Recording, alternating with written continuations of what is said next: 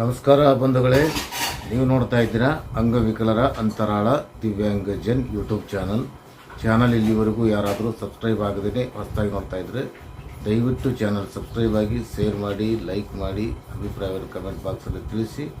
Bell icon ಒತ್ತುವುದನ್ನು ತಪ್ಪದೇ ಮರೆಯಬೇಡಿ. ಪಕ್ಕದಲ್ಲಿರುವ ಆಲ್ ಬಟನ್ ಪ್ರೆಸ್ ಮಾಡೋದ್ರ ಮೂಲಕ ಪ್ರತಿದಿನ ಹೊಸ ವರದಿಗಳ ವಿಡಿಯೋಗಳನ್ನು ನೋಡ್ಬೋದು. ಮತ್ತು ಲೈಕ್ ಬಟನ್ ಒತ್ತಿದ ತಕ್ಷಣ ಒಂದು ಹೈಪ್ ಬಟನ್ ಬರ್ತಾ ಇದೆ, ಆ ಬಟನ್ ಪ್ರೆಸ್ ಮಾಡಿದ್ರೆ ಚಾನಲ್ಗೆ ಪರೋಕ್ಷವಾಗಿ ಪ್ರೋತ್ಸಾಹ ಮಾಡ್ದಂಗೆ ಆಗ್ತದೆ. ದಯವಿಟ್ಟು ಆ ಲೈಕ್ ಬಟನ್ ಒತ್ತಿ, ಜೊತೆಗೆ ಹೈಪ್ ಬಟನ್ ಪ್ರೆಸ್ ಮಾಡಿ ಅಂತ ಕೇಳ್ಕೊಂಡು ಇವತ್ತು ಒಂದು ವರದಿ ನನ್ನ ಲೈವ್ ವಿಡಿಯೋ ಮೂಲಕ ತಮಗೆ ಅರ್ಪಿಸ್ತಾ ಇದ್ದೀನಿ. ನನ್ನ ಅಭಿಪ್ರಾಯ ಜೊತೆಗೆ ತಮ್ಮ ಅಭಿಪ್ರಾಯ ಅಂತ ತಿಳ್ಕೊಂಡು ಈ ಒಂದು ವರದಿಯನ್ನು ನೋಡಬೇಕು. ಏನಂತಂದರೆ, ವಿಶೇಷ ಚೇತನರಿಗೆ ಈ ಕಳೆದ ತಿಂಗಳ ಏನು ರಾಜ್ಯಾದ್ಯಂತ ಏನು ಗೊಂದಲ ಒಂದು ವಾತಾವರಣ ಇತ್ತು, ಎದ್ರ ಬಗ್ಗೆ ಅಂತಂದರೆ ತಮಗೆಲ್ಲ ತಿಳಿದ ಹಾಗೆ ಮಾಶಾಸನದ ಗೊಂದಲದ ವಿಚಾರವಾಗಿ ಅನೇಕ ಸಮಸ್ಯೆಗಳನ್ನು ನಮ್ಮ ಚಾನಲಿಗೆ ಕಮೆಂಟ್ ಮಾಡೋದ್ರ ಮೂಲಕ ಮತ್ತು ವಾಟ್ಸಪ್ ಗ್ರೂಪ್ಗಳಲ್ಲಿ ತಮ್ಮ ಅಳಲನ್ನು ತೋಡಿಕೊಳ್ಳುವ ಮೂಲಕ ಇಡೀ ರಾಜ್ಯದ ಎಲ್ಲ ವಿಶೇಷ ಚೇತನರು ತೊಂದರೆಗೀಡಾಗಿರುವುದ ವರದಿಗಳನ್ನು ನಾವು ಮಾಡಿದೆವು. ಮತ್ತು ಮಾಧ್ಯಮಗಳಲ್ಲಿ ಸಹಿತ ಈ ಒಂದು ವರದಿ ಮಾಡಿರುವುದು ನಾವು ನೀವೆಲ್ಲ ಕಾಣ್ತೀವಿ. ಇವತ್ತಿನ ದಿನ ಈ ಒಂದು ವರದಿ ಮೂಲಕ ರಾಜ್ಯದ ಎಲ್ಲ ವಿಶೇಷ ಚೇತನರಿಗೆ ಆಗಿರುವ ಸಮಸ್ಯೆಗಳ ಬಗ್ಗೆ ಒಂದು ವಿಚಾರ ತಮ್ಮ ಜೊತೆಗೆ ಹಂಚ್ಕೊತಾ ಇದ್ದೀವಿ. ಈಗಾಗಲೇ ಏನು ರಾಜ್ಯದಲ್ಲಿ 15 ಲಕ್ಷ ಜನ ಏನು ಅಂಗವಿಕಲರು ಮಾಶಾಸನ ಅಂದ್ರೆ ಸಂದೇಹಾಸ್ಪದ ಅಂಗವಿಕಲರದ್ದೇನು ರದ್ದು ಮಾಡ್ಯಾರ. ಆ ಸಂದೇಹಾಸ್ಪದ ಅಂಗವಿಕಲರಲ್ಲಿ ನಮ್ಮ ವಿಶೇಷ ಚೇತನರು ಅಂದರೆ ನಿಜವಾದ ಅಂಗವಿಕಲರಿಗೂ ಸಹಿತ ಅನ್ಯಾಯ ಆಗಿರುವಂಥ ವಿಚಾರ ಇರ್ತದೆ. ಅದ್ರ ಜೊತೆಗೆ ಈ ಒಂದು ಮಾಶಾಸನವನ್ನು ತಡೆ ಹಿಡಿದಂಥ ಅಥವಾ ರದ್ದುಪಡಿಸಲಾದಂಥ ವಿಶೇಷ ಚೇತನರಿಗೆ ಅವರು ಪ್ರಾಮಾಣಿಕವಾಗಿ ಮಂಜೂರಾತಿ ಮಾಡಿಕೊಳ್ಳಲಿ ಅಥವಾ ಅಪ್ರಾಮಾಣಿಕವಾಗಿ ಇರಲಿ, ಆದರೆ ಅವರಿಗೆ ರದ್ದತೆ ಮಾಡಿದಂಥ ಅಂದರೆ ಅವರನ್ನು ಸ್ಥಗಿತಗೊಳಿಸಿದಂಥ ಮಾಶಾಸನವನ್ನು ಸ್ಥಗಿತಗೊಳಿಸಿದಂಥ ಮತ್ತು ಗ್ರಾಮಗಳಲ್ಲಿ ಭೇಟಿ ಕೊಟ್ಟು ಗ್ರಾಮ ಲೆಕ್ಕಾಧಿಕಾರಿಗಳು ತಾವೇನು ಪರಿಶೀಲನೆ ಮಾಡಿರ್ತೀರಿ, ತಾವೇನು ದಾಖಲಾತಿಗಳು ಪರಿಶೀಲನೆ ಮಾಡ್ತೀರಿ ಮತ್ತು ತಾವು ಅವಸರದಲ್ಲಿ ತಗೊಂಡ ನಿರ್ಧಾರಗಳಿಂದಲೂ ಸಹಿತ ಅನೇಕ ಅಂಗವಿಕಲರಿಗೆ ಅನ್ಯಾಯ ಆಗಿರುವ ಕ್ಷಣಗಳನ್ನು ನಾವು ಕಾಣ್ತೀವಿ. ಹಾಗೆ ಅನ್ಯಾಯ ಆಗುವಂಥ ಕೆಲಸ ಆಗಬಾರ್ದು ಅನ್ನೋ ಉದ್ದೇಶ ತಮ್ಮಲ್ಲಿ ಕೇಳಿಕೊಂಡು ಯಾರು ಗ್ರಾಮ ಲೆಕ್ಕಾಧಿಕಾರಿಗಳು ಕೆಲವೊಂದು ಸಂದರ್ಭಗಳಲ್ಲಿ ಯಾರ್ದು ಹೇಳಿಕೆ ತಗೊಂಡು ಸಹಿತ ತಾವು ಅದನ್ನು ರದ್ದುಪಡಿಸಿರ್ತೀರಿ. ಇನ್ನು ಯಾರೋ ಮಾತು ಕೇಳಿ ತಾವು ಅದನ್ನು ಸ್ಥಗಿತಗೊಳಿಸಿರ್ತೀರಿ. ಇಲ್ಲಿ ತಾವು ಸ್ವಂತ ಪರಿಶೀಲನೆ ಮಾಡಿ ಆ ಮನೆಗೆ ಭೇಟಿ ಕೊಟ್ಟು ಆ ಫಲಾನುಭವಿಗಳ ಮನೆಗೆ ಭೇಟಿ ಕೊಟ್ಟು ಇಲ್ಲದೇ ಇದ್ದರೆ ಪಂಚಾಯಿತಿಗಳಲ್ಲಿ ಡೊಂಗುರು ಸಾರಿ ಅಂದರೆ ಪ್ರತಿಯೊಂದು ಗ್ರಾಮ ಪಂಚಾಯಿತಿಗಳಲ್ಲಿ ಡೊಂಗುರು ಸಾರಿ, ಪ್ರತಿ ಹಳ್ಳಿಗಳಲ್ಲಿ ಪಂಚಾಯಿತಿ ಮೂಲಕ ಡಂಗೂರು ಸಾರಿ ತಮ್ಮ ದಾಖಲಾತಿಗಳನ್ನು ಪರಿಶೀಲನೆ ಮಾಡಲಾಗುವುದು ಮತ್ತು ತಮ್ಮ ದಾಖಲಾತಿಗಳನ್ನು ತಂದು ಸಲ್ಲಿಸಿ ಅಂಥೇಳಿ ಡೊಂಗೂರು ಸಾರಿದ್ರೆ ಆ ಒಂದು ಫಲಾನುಭವಿಗಳು ಅಥವಾ ಆ ಒಂದು ಅಂಗವಿಕಲರು ಇಂಥ ದಿನಾಂತ ನಿಗದಿ ಮಾಡಿದ್ರೆ ತಮ್ಮ ಭೇಟಿ ಕೊಟ್ಟು ಅಥವಾ ಈ ಊರು ಬಿಟ್ಟು ಎಲ್ಲೋ ಹೋಗಿರ್ತಕ್ಕಂಥ ವಿಶೇಷ ಚೇತನರಿಗೆ ಸ್ಥಳೀಯ ಪಾಲಕರಾಗಲಿ ಮನೆಯವರಾಗಲಿ ಮಾಹಿತಿ ಕೊಟ್ಟು ಅಂಥ ದಿನ ಹಾಜರಿರಲು ತಾವೇನಾದರೂ ಒಂದು ಗಟ್ಟಿ ನಿರ್ಧಾರ ಮಾಡಿ ತಮ್ಮ ಸಂಘಟಕರಾಗಲಿ ಅಥವಾ ನಮ್ಮ ಅಂಗವಿಕಲರು ಯಾರಾದರೂ ಮುಖಂಡರಿಗೆ ಗಮನಕ್ಕೆ ತಂದು ಡಂಗೂರು ಸಾರುವುದರ ಮೂಲಕ ಈ ಒಂದು ಜಾಗೃತಿ ಮೂಡಿಸುವಂಥ ಕೆಲಸ ಮಾಡಿ ಈ ತಪಾಸಣೆ ಮಾಡಿ ಅವು ಪರಿಶೀಲನೆ ಮಾಡಿದರೆ ಅದು ಒಳ್ಳೆಯದು. ಆದರೆ ನಾವು ಕಂಡ ಹಾಗೆ ಇಡೀ ರಾಜ್ಯದಲ್ಲಿ ಏನು ಕಂದಾಯ ಇಲಾಖೆ ಏನು ತಮಗೇನು ಆ್ಯಪ್ ಕೊಟ್ಟದ, ಸಂಯೋಜಕ ಆ್ಯಪ್ ಅಂತೇನು ಕೊಟ್ಟಿದೆ, ಆ ಆ್ಯಪ್ಗಳಲ್ಲಿ ಈ ಒಂದು ಪರಿಶೀಲನೆ ಸಂದರ್ಭದಲ್ಲಿ ಕೆಲವೊಂದು ಲೋಪದೋಷಗಳು ಆಗಿರ್ತವೆ.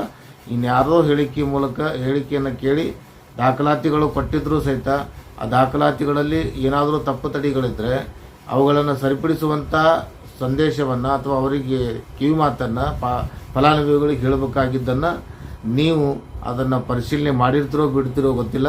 ಆದರೆ ಇಂಥ ಸಂದರ್ಭದಲ್ಲಿ ಅಂಗವಿಕಲರಿಗೆ ಈ ಒಂದು ಮಾಶಾಸನ ಸ್ಥಗಿತ ಆಗಿ ಅನ್ಯಾಯಕ್ಕೊಳಗಾಗಿರ್ತಾರೆ.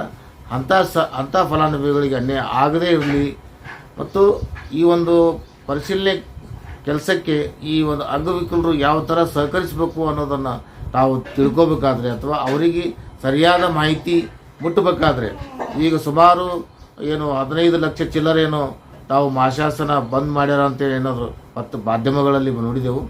ಈ ಒಂದು ಮಾಧ್ಯಮದಲ್ಲಿ ಬಂದಂಥ ವಿಷಯವನ್ನು ತಮ್ಮ ಜೊತೆಗೆ ಪ್ರಸ್ತಾಪ ಮಾಡಿ ರಾಜ್ಯದ ಅಂಗವಿಕಲರಿಗೆ ಮಾಶಾಸನ ಸ್ಥಗಿತಗೊಳಿಸಿರುವುದು ಎಷ್ಟರ ಮಟ್ಟಿಗೆ ಪರಿಶೀಲನೆ ಅದು ಪರಿಣಾಮಕಾರಿ ಮತ್ತು ಫಲಪ್ರದ ಆಗಿದೆ ಅನ್ನೋದನ್ನು ತಾವು ತಿಳ್ಕೋಬೇಕಾದ್ರೆ, ಮತ್ತು ಆ ವಿಶೇಷಚೇತನರು ತಮ್ಮನ್ನು ಸಂಪರ್ಕಿಸಿ ಏನಾದರೂ ದಾಖಲಾತಿಗಳು ಕೊಡಬೇಕಾದ್ರೆ ಅದಕ್ಕೊಂದು ನಿಯಮನ ಪಾಲನೆ ಮಾಡಿ ನಿಯಮನ ಜಾರಿ ತರಬೇಕು.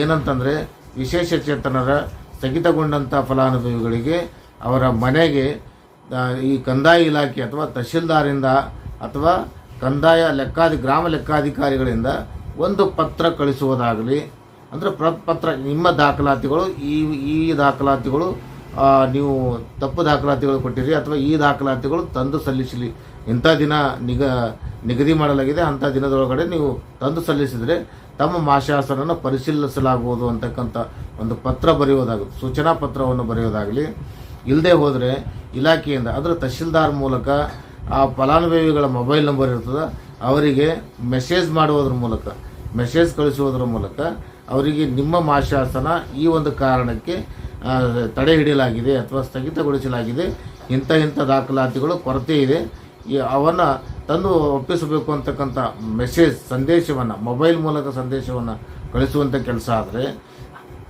ಅಂಥ ಫಲಾನುಭವಿಗಳು ತಮಗೆ ದಾಖಲಾತಿಗಳನ್ನು ತಂದು ಸಲ್ಲಿಸುವಂಥ ಕೆಲಸ ಆಗ್ತದೆ. ಮತ್ತು ಯಾರಿಗೆ ಈ ಒಂದು ಸ್ಥಗಿತಗೊಂಡವ ಅನ್ನೋ ಮೆಸೇಜ್ ಕರೆಕ್ಟಾಗಿ ಅವರಿಗೆ ಗೊತ್ತಾಗ್ತದೆ.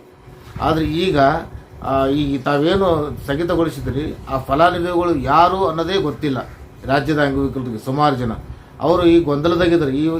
ಈ ಹಿಂದೆ ಕಳೆದ ತಿಂಗಳಲ್ಲಿ ಮಾಶಾಸನ ಬಂದಿಲ್ಲ ಅನ್ನೋ ಒಂದು ಆತಂಕದಲ್ಲಿದ್ದರೆ, ಈಗ ಮುಂದಿನ ದಿನಗಳಲ್ಲಿ ಈ ಒಂದು ಮಾಶಾಸನ ಸ್ಥಗಿತಗೊಂಡಿರುವ ಫಲಾನುಭವಿ ಯಾರು, ನೀನ ಅವನ ಇವನ ಯಾರಿಗೂ ಗೊತ್ತಾಗಲ್ಲ. ಅದಕ್ಕಾಗಿ ಕಂದಾಯ ಇಲಾಖೆಯ ಅಧಿಕಾರಿಗಳು ಈ ಒಂದು ಕೆಲಸ ಮಾಡಿದ್ರೆ ಅವರಿಗೆ ಅನುಕೂಲ ಆಗ್ತದೆ ಮತ್ತು ಅಂಥ ಫಲಾನುಭವಿಗಳನ್ನು ಗುರುತಿಸ್ಲಿಕ್ಕಾಗ್ತದೆ ಮತ್ತು ಸ್ಥಗಿತಗೊಂಡಂಥ ಅಂಗವಿಕಲರಿಗೆ ಒಂದು ಸಂದೇಶ ಬರ್ತದೆ. ಒಂದು ಪತ್ರ ಬಂದರೆ ಅವನು ಸಹಿತ ತಂದು ಸಲ್ಲಿಸುವಂಥ ದಾಖಲಾತಿಗಳು ತಂದು ಸಲ್ಲಿಸುವಂಥ ಕೆಲಸ ಆಗ್ತದೆ ಅಂಥೇಳಿ ಈ ಒಂದು ವಿಚಾರ ನಮ್ಮ ತಲೆಯಲ್ಲಿ ಬಂತು.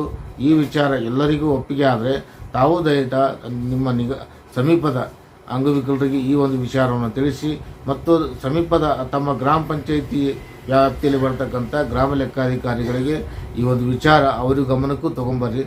ಮುಂದಿನ ದಿನ ಅಂಥ ಫಲಾನುಭವಿಗಳಿಗೆ ಮೊಬೈಲ್ ಮೂಲಕ ಮೆಸೇಜ್ ಮಾಡುವುದಾಗಲಿ ಅಥವಾ ಅವರ ಅಡ್ರೆಸ್ಸಿಗೆ ವಿಳಾಸಕ್ಕೆ ಒಂದು ಪತ್ರ ಕಳಿಸುವುದಾಗಲಿ ಕೆಲಸ ಆದರೆ ಅಂಥ ಫಲಾನುಭವಿಗಳಿಗೆ ಒಳ್ಳೆಯದಾಗ್ತದೆ, ಅವರು ಮಾಹಿತಿ ತಂದು ಸಲ್ಲಿಸುವಂಥ ಕೆಲಸ ಆಗ್ತದೆ ಅಂತೇಳಿ ಈ ಒಂದು ವಿಚಾರ ನಮ್ಮ ಚಾನಲ್ ಮೂಲಕ ತಮಗೆ ತಿಳಿಸ್ತಾ ಇದ್ದೀವಿ. ತಾವೆಲ್ಲರೂ ಇದನ್ನು ಕೇಳಿ ವಿಶೇಷಚೇತನರಿಗೆ ಅನ್ಯಾಯ ಆಗೋದನ್ನು ತಡೆ ಹಿಡಿಯೋಣ ಮತ್ತು ನಿಜವಾದ ಅಂಗವಿಕಲರಿಗೆ ಅನ್ಯಾಯ ಆಗದೇ ಇರಲಿ ಅನ್ನೋದನ್ನು ಕಾಪಾಡೋಣ ಅಂತ ಹೇಳಿ ಒಂದು ವರದಿಯನ್ನು ಮುಗಿಸ್ತಾ ಇದ್ದೀನಿ. ನಮಸ್ಕಾರ, ಧನ್ಯವಾದಗಳು.